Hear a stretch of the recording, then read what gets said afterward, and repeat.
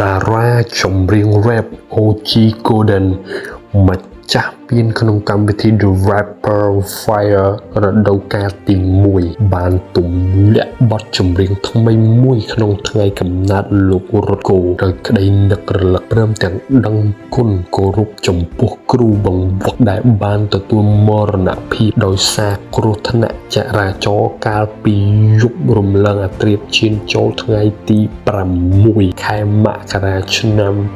2025កន្លងទៅយ៉ាងណាមិញក្នុងបទចម្រៀងមួយបទនេះលោក OG Golden បានរៀបរាប់ពីអនុស្សាវរីយ៍ព្រមទាំងបន្ទោសព្រំលិខិតអបអរសំណេរថារីករាយថ្ងៃកំណើតរបស់លោកគ្រូនេះជាចម្រៀងដែលខ្ញុំចង់និយាយទៅកាន់បងប៉ុន្តែបងអត់នៅទីនេះជាមួយប្អូនថ្ងៃមួយខ្ញុំនឹងធ្វើឲ្យឈ្មោះរបស់កវីគោព្រៃអស្ចារ្យគ្មានអ្វីអាចកាត់ថ្លៃបានចុងក្រោយខ្ញុំចង់អរគុណបងសម្រាប់ការបង្រៀនឲ្យក្មេងម្នាក់នេះឲ្យបានឃើញពីអ្វីដែលក្មេងម្នាក់នេះចង់បានអរគុណបងខ្លាំងណាស់ចម្រៀងរបស់នេះខ្ញុំផ្ញើជូនបងទាំងទឹកភ្នែកខ្ញុំពិតជាចង់ជួបបងណាស់បើ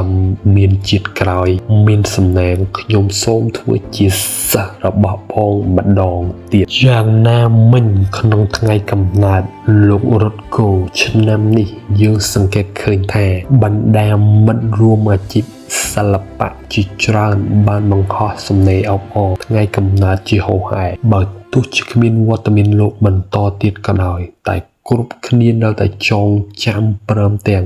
នឹករលឹកដល់លោកផងដែរ